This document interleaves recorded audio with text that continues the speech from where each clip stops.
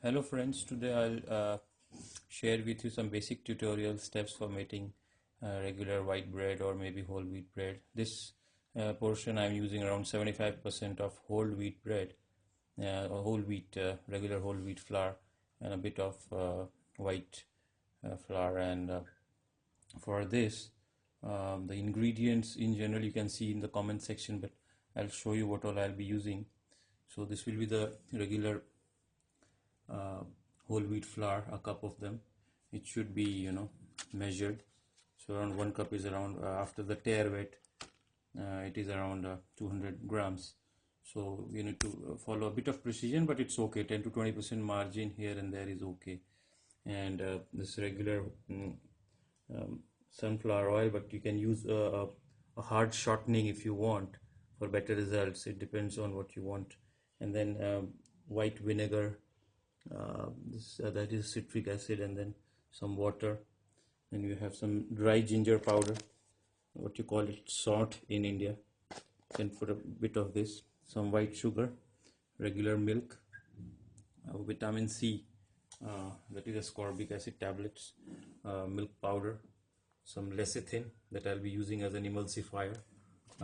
It is a regular medical lecithin that's available. It's costly, so you can avoid it if you want, but this will act as a dough enhancer, and it also acts as a dough strengthener, and it's preserver as well, so it preserves the dough as such in a better manner. Especially if you're making a whole wheat flour, this thing is required. So maybe 1.2 grams of 3 tablets I'll be using for a half kg flour ratio. Some regular salt, some bit of maida to get the vital gluten out of this. If you can do with a dense loaf a bit, then you can avoid this 100%. You can use whole wheat. Otherwise you can use 1, 2 or maybe 22 teaspoons or 25% of the flour. And some honey. It acts as a humectant. It means it holds the moisture and gives a smooth texture to the bread. So honey is also an important ingredient out of this. So I'll mix all these components slowly and tell you the science behind the bread and how things work out and what all you can do to get a good result for the bread making process. Anything apart from the basic dough recipe, that is wheat, flour, yeast, and water, is a dough enhancer. Even salt and sugar helps the dough yeast to work. So vitamin C that I'll be using also helps the yeast to act properly, along with the vinegar that I'm using, regular vinegar, or you can use lemon juice also sometimes, and see the difference. And the dry ginger powder also that I'm using helps the yeast to act properly and release the carbon dioxide accordingly, and even distribution of the bubbles in the bread. So these are dough enhancers that I'll be using. And the honey, as I told you earlier, it's a humectant, so it holds the moisture in the bread, and bread comes out really soft and fluffy. So these enhancers that I'll be using. I have just got hold of a wrapper from a commercial bread that we buy daily, and you can see what all they use out here. It says after whole wheat flour, sugar, it says wheat protein. That wheat protein is called gluten. So the vital gluten that they put extra in the whole wheat flour, so that it gets a good consistency. And since if the gluten is strong, then it will hold the carbon dioxide released by the yeast properly, and you will get a good structure, overall texture of the bread. Else if it just flows out, then you'll get a dense bread. So it the molecules need to be very strong. The gluten molecules doesn't need to tear, because in whole wheat flour you have gliadin protein, so it has sharp edges and it can cut the gluten proteins, and you'll get a dense bread. So it is necessary that the carbon dioxide is trapped between the gluten molecules, gluten strands, and gluten is formed due to glutenin and gliadin protein when they react with water, and that's when this gluten starts forming. So this is necessary that you can increase the percentage if you have. And then they have used class 2 preservatives like E282. E282 is, I think, sodium propionate, it's a dough stabilizer again. And emulsifier, permitted emulsifier is 481, E481 if you can see, and acidity regulator is E260. Antioxidant E300 is acetic acid, E300 is ascorbic acid, that is vitamin C, as I just told you. And E260 is this your vinegar acid, citric acid that you use. So these are the dough enhancers they also use accordingly. I hope we can replace this with home based whatever facilities we can get to get the best results out of this. If you want a bit more softer and tender bread, you can also try this variation. This is also kind of dough enhancer, dough softener, I'll say it. And these are dried potato flakes. You can create it at your house also if you have a dehumidifier or a strong oven that can do the job. But you can get it from market also. I got it from Potato Kings. So there are 3 grades. This is almost like a flour, potato flour, but it's very fine. This is a bit coarser. This is a middle variety. So you can replace it with the amount of flour, like half cup with potato flour, and then put it in a tepid water for some time, like 15-20 minutes. It will rehydrate the potatoes, and then you can use it in the mixture as you would mix any other component, and then you will see the difference and try it at your own end. You can also try, I had tried once, you can try to put some quantity of boiled or leftover cooked rice, regular rice, into the mixture also to see the effect. So you can avoid potato and try rice and see if it makes a difference for you. Potato flakes basically holds the moisture for you in the entire dough and gives it a softer texture and a bit more shelf life. So it would be good for the taste also. I haven't seen much difference in taste, but yeah, sometimes it does feel good on your mouth. But use it properly, else it will become chewy and gummy. Thank you. Lecithin has it acts as a stabilizer, binder, and emulsifier. It has inositol, but the commercial people use sodium stearoyl lacrylate. So that's also kind of emulsifier. So you can replace it with lecithin out here in this recipe. Now what I have done is I have in a round pan I have put milk and water, and I'll just heat it to tepid, and then accordingly I'll add the yeast and the sugar and honey and make a mixture out of this. The yeast acts best around 25 degrees to 40 degrees centigrade, not more than that, else it will either die out or on the lower side it will remain inactive. So you need to necessarily, if you have a thermometer, then you can use and make sure the temperature is right for its activation. Since I am using dry active instant yeast, so I don't need to proof it. But if you have an old yeast or something that is already opened and kept outside, then you need to make sure you proof it and see if it is working, else you have to just throw it out and get a new one, because it needs to bubble up and foam up properly, else your bread won't come out good and all your hard work will go in drain. So it's necessary you check these ingredients that needs to be fresh. I have crushed some half tablet of vitamin C 500 milligram tablet and some yeast. I keep the yeast in airtight containers in freezer so that it prolongs its life, and I can use it for a longer period of time, else it gets bad very soon. I have wasted a lot of my time buying small pouches from stores and it doesn't just work. So bought it from a reputed one, and then I store it properly. So now in this milk and water mixture I have put a bit of dry ginger and a bit of vinegar, and then I will put this dry ingredient of yeast and vitamin C. Avoid adding oil and salt right now before proofing, because it inhibits the yeast activity a bit. So it's just after 5 minutes of proofing you can add the oil and the salt, so that it works properly, and then you can start adding the flour and then make a mixture like a roux if you want. If you can create a roux and then keep it for like 2 hours so that the moisture can be absorbed by the flour particles, so that you get a lighter and a soft bread if you want a sandwich bread especially. Now I'm adding honey to this mixture, and then slowly I will start adding the flour and form the roux of the entire mixture and let it sit for around 30 minutes. so that the water gets absorbed in the entire mixture. Now I've added the milk powder. You can, if you want, you can just use one type of milk.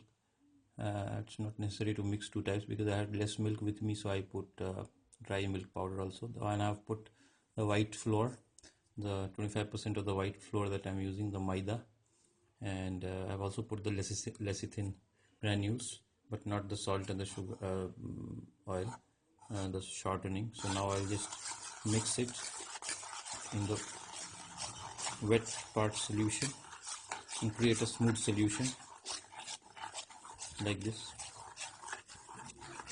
So for the entire dough, if you go by weight, then the water percentage should be around 50 to 55% of the flour weight.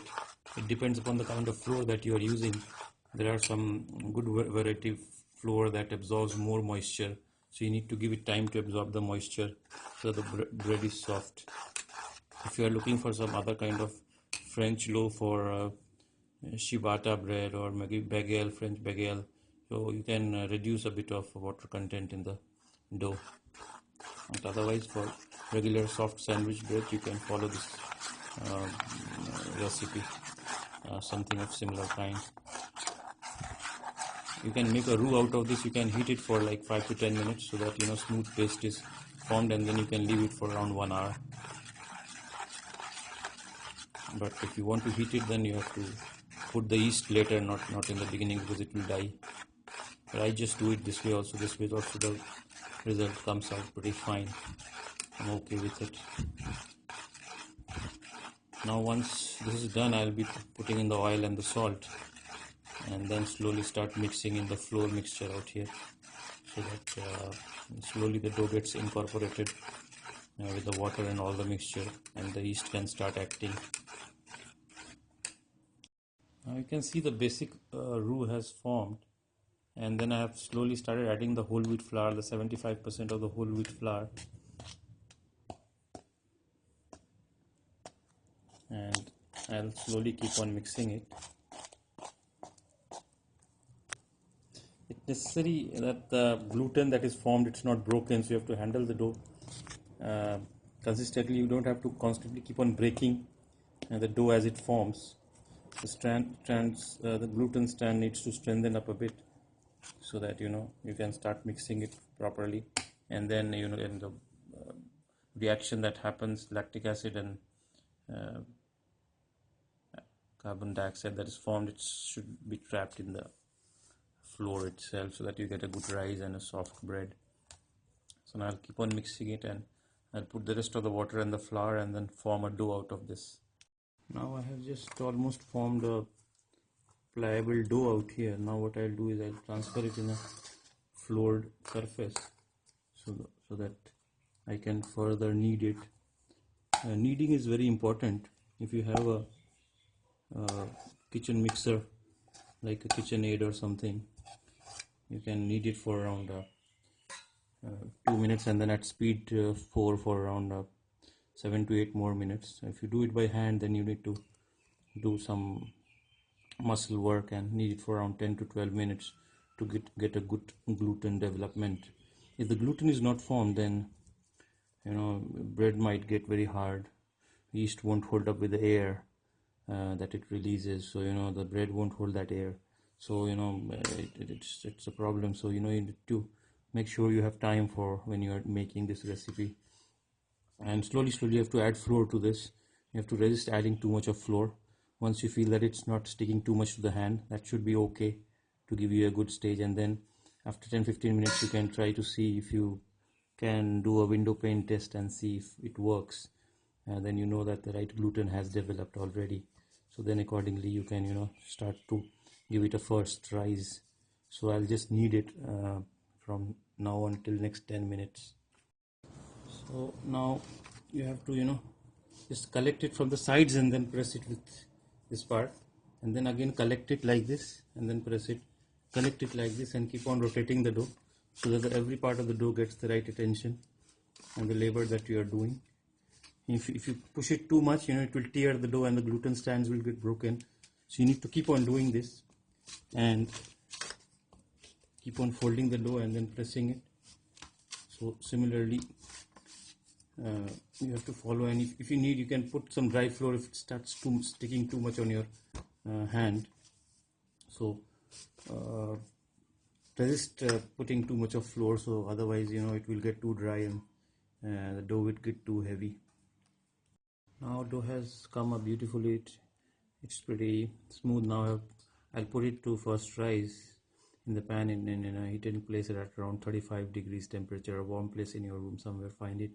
Or if you have an oven, put it in mode where, in convection mode, where in 40 degrees centigrade temperature is maintained for like 30 minutes, 35 minutes, and then we'll work on the dough further.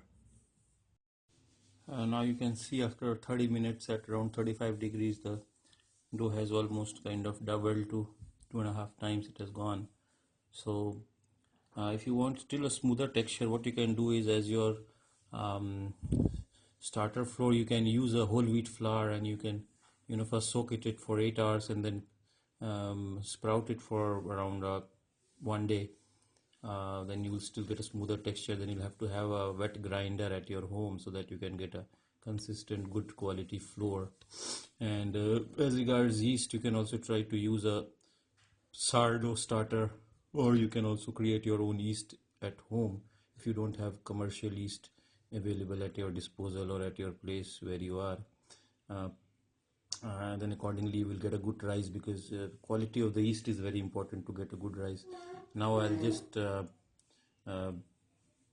degas this dough, and then like a dinner roll or something, I'll just roll it. You can also shape it like this also. I won't need it too much, only for maybe 1 minute or so, and then just shape it for the loaf pan that I have.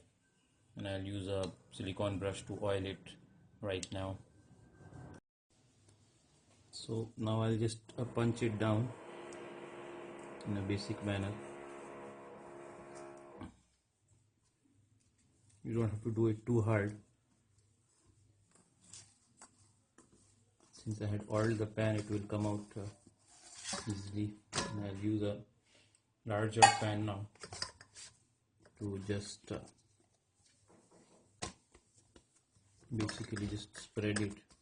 I won't create too much tears in it, so I'm just expanding it basically, not degassing it too much. And then what I'll do is I'll just roll it a bit tight, pinching it at the ends so that there are at least air bubbles in it.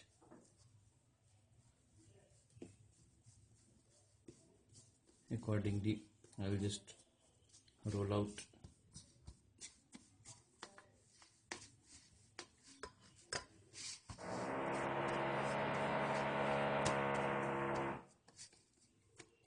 I'll just finish it properly so that I get smooth edges, and I'll just fold these edges accordingly so that I get a pan-sized dough ball. Now I've put the dough in the loaf pan, and I've made sure it reaches all the corners evenly, because the yeast force needs some wall to rise against, to fight against, so that it can rise. Now I have a convection mode microwave oven, so I'll just put it here to proof, and I'll use around 1 hour time, and I'll use the convection mode and then turn it to around 40 degree, and then maybe for 25 minutes I'll just let it to proof.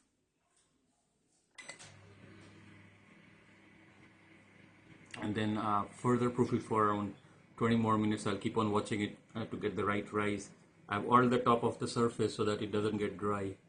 Now after around 1 hour, you can see the dough has proofed after the second rise, and you can I'm almost ready to bake, but if you want, you can wait another half an hour and see. If you want more puffing, it would just come out of experience. You understand when it's the right, because if you let it rise too much, then during the baking process, the top peak, that is the crown, may fall a bit, so that's not good.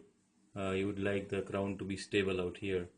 So once this is done, we will start the baking process, the convection mode in the oven. Uh, One thing is that I have just weighted the dough. It's around 780 grams, so around 500 grams flour and 220 grams water. So now once the bread is baked, and then I will weight it again, it would be almost like 500 grams back to the flour weight. So most of the water evaporates and it just gives you the ratio of the flour accordingly. So you can change your contents according to it. I'm preheating the oven to around 200 degrees centigrade for around 10 minutes. What I have done is I have put a small steel pan inside, and I have heated it up almost like 200 degrees centigrade. I'll just put some fresh water into it just before baking so that steam is created and the steam stays inside for the initial 10 minutes of the baking so that the top crust gets soft and good. Initially it will get crusty, hard crust, but later it will just soften up accordingly. Once this is preheated, then I'll put the bread inside. I have set the timer for around 38 minutes for the amount of the ingredients that I've put in. Now I have put the timer ready, and now I'll just steam this chamber. So this hot is there, you can see here the steam comes out, and then you have to just close it and then start the process and wait for around 30 minutes. Now the bread is baked. You can see the light browning that has happened at the top. This is convection oven, so there are two rods for heating it, and it has a fan, so the hot air doesn't stay at the top. It keeps on rotating, so it's even browning from the side. So it's better if you keep it in rack so that from the bottom also the dough gets cooked up. If you want some more browning, you can just fire up the top grill only for like 50 seconds, and it will give you a deep brown or black crust. Inside it will be all fine, and then you can have it. So it depends how much taste and flavoring you want out of this. I'll just take it out like this. So now you can see that's the top crust. I'll just take it out of the pan, and you can see the browning that is happening from each sides. So that's the perfect kind of browning that I'm looking for, and you can see the hollow sound. So it tells you that it's cooked inside. But if you have a meat thermometer, you can keep it inside to make sure the temperature is around 90 degrees. And now if I see the top crust, you can see it's so hard. So I'll just brush it with some oil, and then I'll just wrap it in a plastic if I want softer bread. Else I can just keep it wrapped up in a cloth and let it completely cool down for like 2 hours or so. So I've just put in some oil here and brushing it at all the corners, and then I'll just let it cool for around 2 hours, and then I'll cut it into slices. So now after the bread has rested for I think around 2 hours, so now the crust has become soft, you can see. The bottom is also soft and bouncy and spongy. So now I'll just cut it to pieces. You need a good quality knife. If you have a bread knife like this with serrated margins, a long one, especially for hard crust bread, you will require this kind of knife. Else you can use a plain knife also, but then don't push it through. You just have to do this kind of saw action rather than pushing it down, else the bread will crumble and break. So either way, whatever knife is comfortable to you, you can just work this out. So you can see the bread slices that have just come up.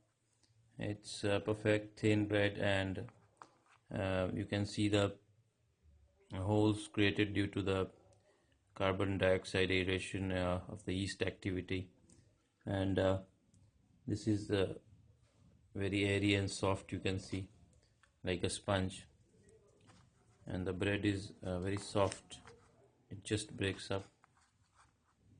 So soft bread, and the crust is also soft and spongy. So this is what I wanted. You could accordingly modify. If you want it very hard, the top crust, then you don't need to keep it in maybe a towel or a plastic bag. You can just keep it like this and it would come out very good. And then once this is done, you have to cut it properly using the knife so that the edges are pretty fine and looks like a good piece of bread that you can use. And then you have to use a good box, like a airtight box, something like this, to keep it safe inside. And you have to cool the brood completely before putting it in, else moisture will promote fungus or the mold development in it, and then you can deep refrigerate it or consume it within 2 days, because it doesn't have any preservatives, so the life is not that long for this kind of bread. So I hope you enjoyed the video. You can just try to make it and give me feedback, or have any questions you can ask me. Thank you so much.